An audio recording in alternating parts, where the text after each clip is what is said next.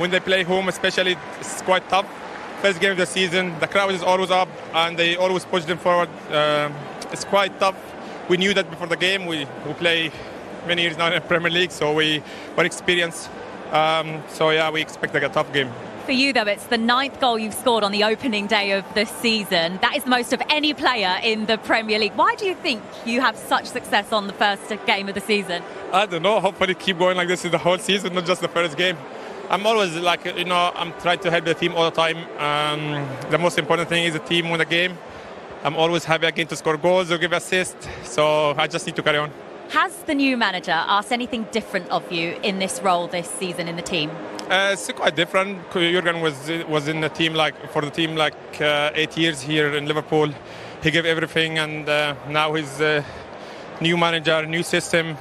It's quite different for us, or for all of us. So we need to adapt. We just take it step by step because some players also came late.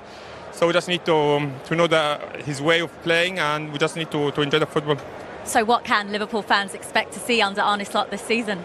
Well, we don't need to put more pressure on him. We just need to play football and enjoy our games, and let's see in the end. Well, congratulations to start the season. You're the man of the match. Well done. Thank you. And Peter alongside me here at Portman Road, and they really had to turn it on in the second half, Peter, because they had a tough time in that first half. Bit of ring rust maybe? Yeah, a little bit, and I think you've got to credit Ipswich as well. I thought they were really on the front foot. They had a game plan.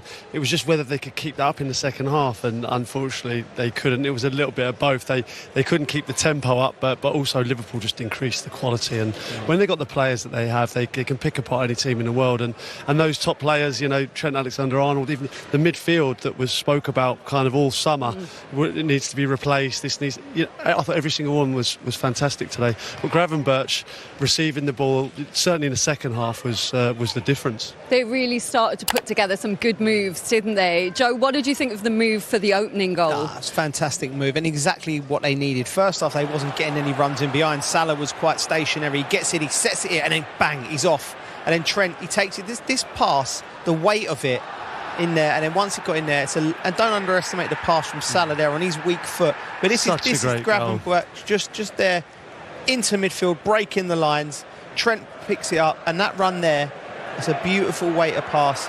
And then that one as well, just in. It's a fantastic counter-attacking goal. Such a good goal, and I think Gravenberch, certainly first half, he kind of received it with, they were right behind him, like making mistakes, but there obviously he receives the ball off Trent and he's on the front foot, receiving behind the midfield.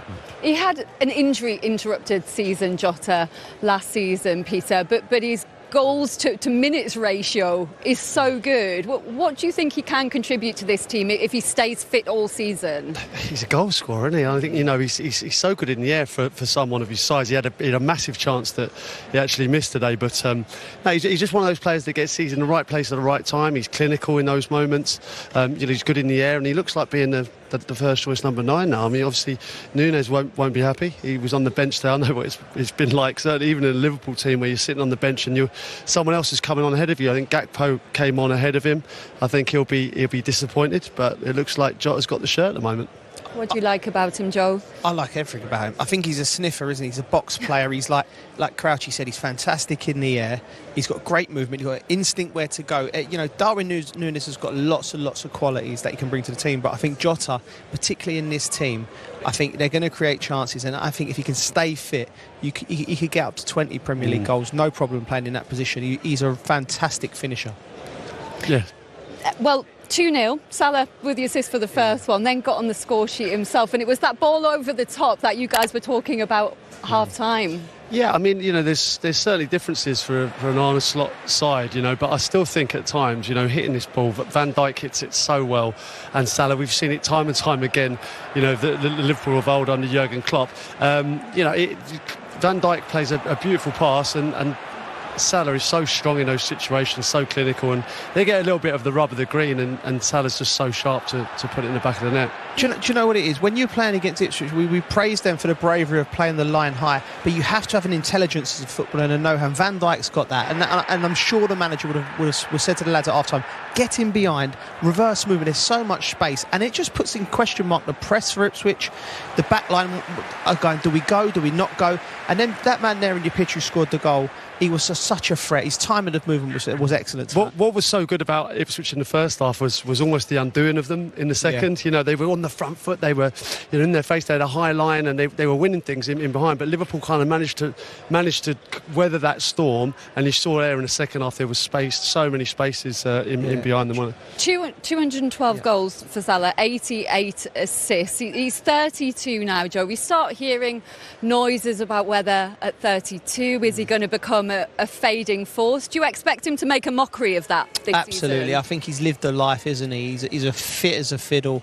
He's a real top athlete, and I think he had a difficult time at the back end of Klopp. But I think he'll come back and he'll be a force, and he'll be up there amongst the goals this year, no doubt. Do you think he'll still be the main man, Peter, and deliver 20 plus goals again like he has for the last 7 seasons? Yeah, I mean, the man's a machine. I mean, you know, he comes back every summer. He looks leaner, he looks fitter, he looks ready to go. I mean, this is day one, and you know, it's a credit really to how he kind of looks after himself in the summer. He comes back in and looks as good as he does. Well done, boss. Thank you. And congratulations. How was your first taste of Premier League football? How satisfied are you? It depends on which half you're going to ask me. So the first taste in the first half was not was maybe as expected, because they were all on top of us, so they were very aggressive. We couldn't find the rhythm and we couldn't find the balls in behind. Second half was a joy to watch. What was it you changed in the second half? Was it mentality? Was there anything tactically you wanted to change? First thing I said was we don't have to speak about tactics if you lose so many duels. And that's what we did, and that's not that Jurel lost every duel. Many of us lost too many duels, but I think we needed Konate Ibu to win these long balls through the air from the number 9. So that helped, so that gave us control, but they put so many energy in the first half. They had to keep on running, keep the fighting. They were playing all over the pitch 1v1. Yeah, and I don't think they could keep up with that tempo in the second half. So it was tactical to take Jarell Quansah off at half-time rather than a fitness issue? Yeah. I thought, in particular, your front three in the second half really kicked into gear, because there was lots of space, because Ipswich were very brave and they stepped onto you. I think there's a few incidents late in the first half where Salah got in behind, and I think the second half you just kept playing into that, in, back and through, and I thought the team was excellent second half. No, that was also the moment we showed them during half-time that if a team plays all over the pitch 1v1, do not play the ball short constantly. Then if you have those kind of strikers and wingers and attackers, play them, but then fight for it. And I didn't see them fighting for it in the first half. We lost almost every long ball, every duel to both sides. And in the second half they were ready, and then I think before scoring the goal we had already a very good chance. And then gaps opened up, and you could also see that we can play quite good football. In the second half, obviously, there was a lot being made of no signings coming in, and especially about the midfield areas. How pleased were you with the 3 in midfield that you picked today? Again, second half. It depends on the half, but no, I don't think our problem in the first half was on midfield. Our problem in the first half was more that we lost too many duels. Our defenders lost too many and our attackers didn't win enough. I was pleased with them, and yeah, there's a lot of being said about our signings, but I saw 3 or 4 players coming off the bench without the team, and they are good enough to play. So we have many good players, but like I said, if we can find another one, we're not hesitate to do so. But we have already many. And Mo Salah on the score sheet on the opening day again. What a player to inherit. Do you think he will be your main man this season once again for Liverpool? I don't believe that much in one man. I believe in the team more than in an individual. And Mo can score his goals today also because of good runs of other players, good assists, a good lead up to the goal. I think both goals. The second one was a great ball from Virgil, and the first one was a build-up that started off with Alisson. So I think Mo also needs the team, but not only Mo. We have more great individuals that can decide the game, and therefore we need to play the football as we did the second half. And what do you feel Diogo Jota can give you this season if he can stay fit after some injury troubles last season? But he always seems to deliver when he does get the minutes on the pitch. Yeah, same with him. And Darwin didn't even came in, so we know. But it's normal if you're Liverpool that you have a lot of good players, and that's also what we have. But it's also needed because you saw today against the newly promoted club how tough Premier League games are. So you need also good individual performance if the team is playing well to win games. How big are your ambitions for this season? Have you set any goals? Nah, not that I'm looking forward to it, but not that I'm looking so far forward to the end of the season. I think we have to do every game, everything we can in terms of defense, but also with the ball to win as much games as we can. But you saw last season how close the Premier League was with the game Tottenham against City. If Son would have scored, we might have had another champion, but he didn't. So City was champion, and we have to make sure that we are up there with those teams, and that's what we're trying to do. How much are you looking forward to playing at Anfield, first game in the Premier League? Definitely looking forward to that. I got a bit of a taste last week against Sevilla, but with the win now, it's nice to go into a week where we can train a lot again, which is helpful because many of them came in quite late.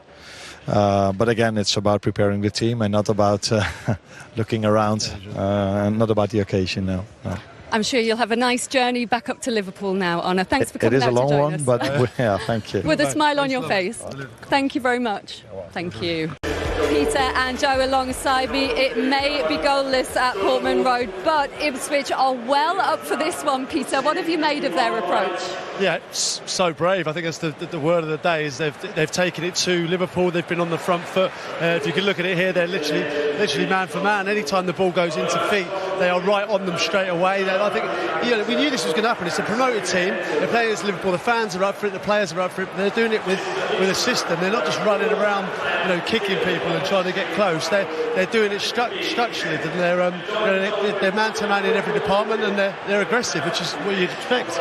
Yes. Surprised you at all, Joe, or is this what you were expecting? No, because Kieran McKenna said it. And he said, we're going to be brave. We're going to take all the good things we've done in League One and Championships. And he did. The difference with doing it in Championship and League One is if McAllister gets a spin and a turn on you and gets it into Jota, then you're in trouble. And they had the best chances. Set pieces, Graves was a threat. This is the pass. This, for me, this is the best chance in the game. Delap, I thought, was excellent. As he breaks the ball here, and he has to play the ball centrally, which would allow Omari Hutchins to then take his first touch across Trent, and he's in on goal. But he takes him away, and it just seconds. Just the small details there just sent him a little bit wide. It's hard to criticise Delap because I think he's led the line really, really well. But he plays that a little bit more centrally. He might be able to get across Trent and get in on goal. But they've looked sharp, Hutchinson especially. What about Liverpool, Peter? Why is it not clicking for them today? Listen, we touched on it before the game. There's a slightly new way of playing. They do want to pass it around the back. It's definitely a little bit more patient than what we've been used to. But still, the main threat from them is when they do hit those longer balls, catch them kind of 1v1, Salah and Diaz. I think they're still their best threat. But they do like to have a slower build-up, and at the time they've been caught a few times doing it. A few players looking a bit rusty for them as well, George. Yeah, it's understandable, pre-season, so you give them time to improve. Crouchy's right in a sense. They know that Liverpool committing to this building out from the back. And they've tried it 2 or 3 occasions, Salah in behind Davis, when Van Dijk's opened up and just dropped one in behind, and Jota's making good runs. If Ipswich continue to be as brave as they are, which I think they will, I think that's the ball for Liverpool in the second half. That little one just dropped over. The crowd here enjoyed the first half.